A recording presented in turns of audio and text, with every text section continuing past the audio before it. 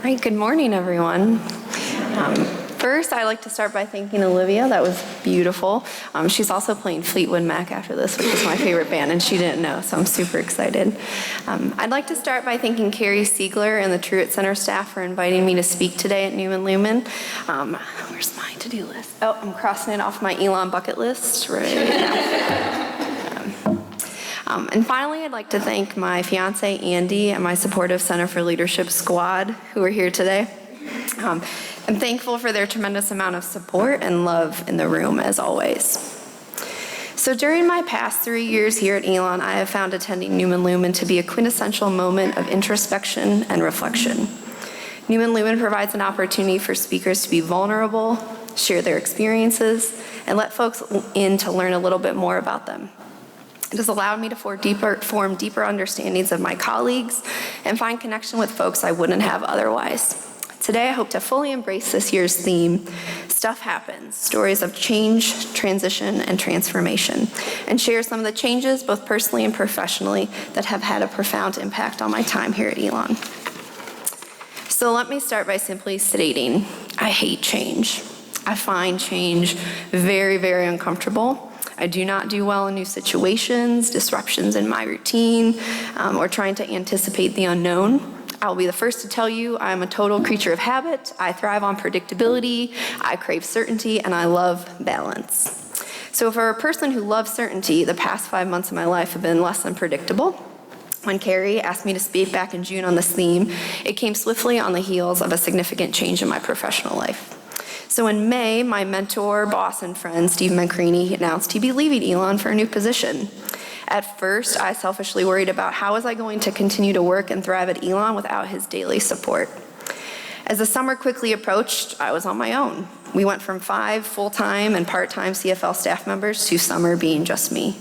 As we transitioned to August, I was appointed Interim Director, a title that I did not feel prepared for.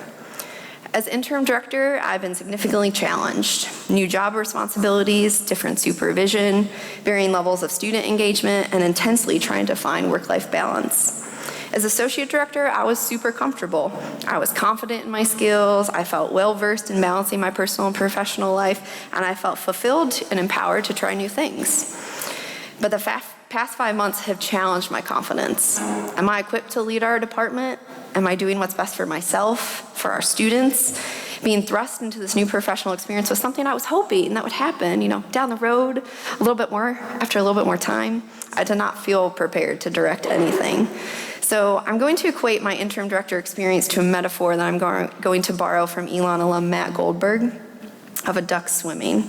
So on the surface, the duck looks really graceful and poised, but under the water, the duck is fiercely and frantically paddling.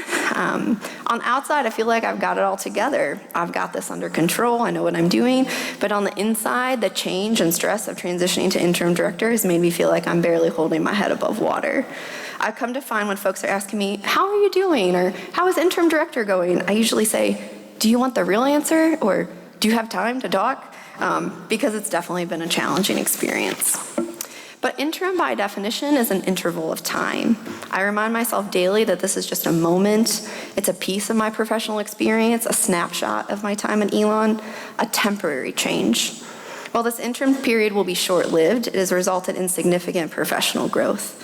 So while I was nervous about my competency and my abilities, I've learned more in the past 5 months about delegation, supervision, support, teamwork, advocacy, and balance than I have in my 3 previous years at Elon. 5 months of dreaded, drastic, but positive, exciting change. And as a leadership educator, my aim is to help students understand that leadership is a process. So ultimately, leadership is about creating positive, sustainable, you guessed it, change. So as I stand up here today speaking to you, I feel like a complete contradiction. I'm a leadership educator who teaches about the importance of leadership, but change deep down I absolutely loathe. My fiancé likes to remind me how much I do not like change. We live together. That's been a lot of change. I like to remind him there's a difference between personal change and the change that is created through leadership. We're talking understanding the difference between, dyeing your hair a new color or folding your laundry a different way. versus creating systematic differences in societal issues like addressing food insecurity or LGBT inclusion. Obviously, I recognize that there are different types of change, and please know I'm a huge fan of the latter. At Elon, I really want our students to fully embrace the opportunities that are afforded through change. I get no greater joy than seeing our students put their leadership skills into action to create positive change and leave an impact on the community on this campus. The change that is created within our students from the moment they step onto campus versus the moment they leave is profound and fundamental. So why do I find the importance in teaching one type of change, but personally I run from the other? What's the difference? How do we identify varying levels of change? Why is change so difficult?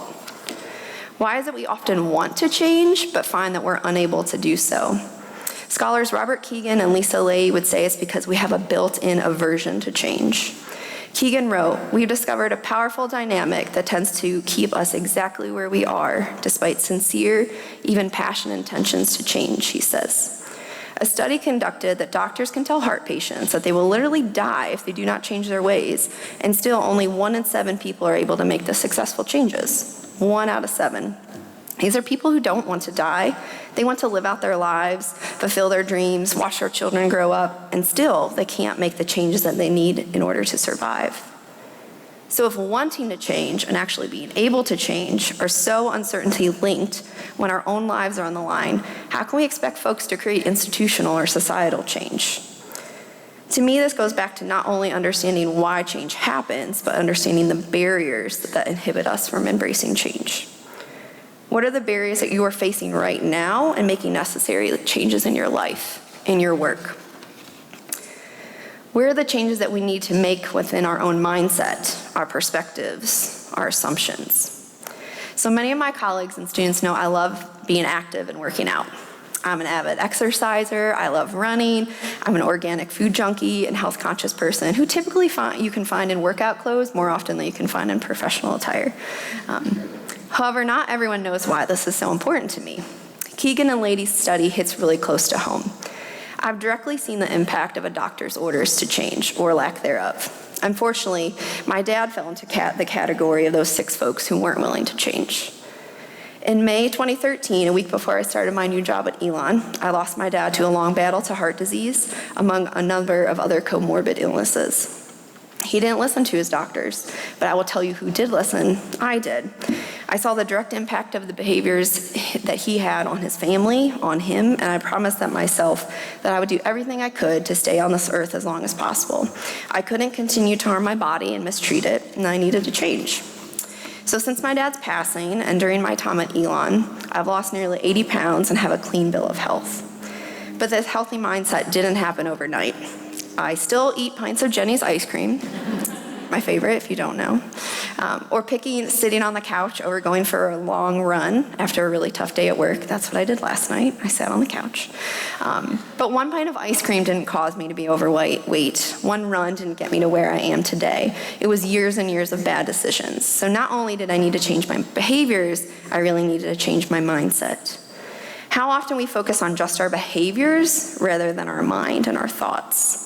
So today I challenge you to think about the role change plays in your daily life. Are you like me and you sometimes run from change, or do you embrace it and seek it out?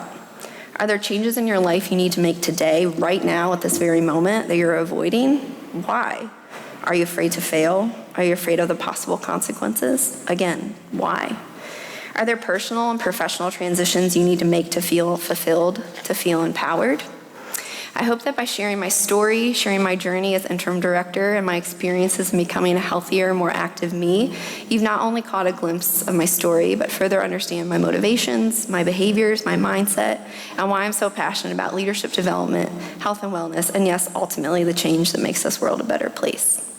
Every day I'm thankful for the wonderful people that surround me, inspire me, and motivate me to make a difference, make an impact, and even when it means creating change.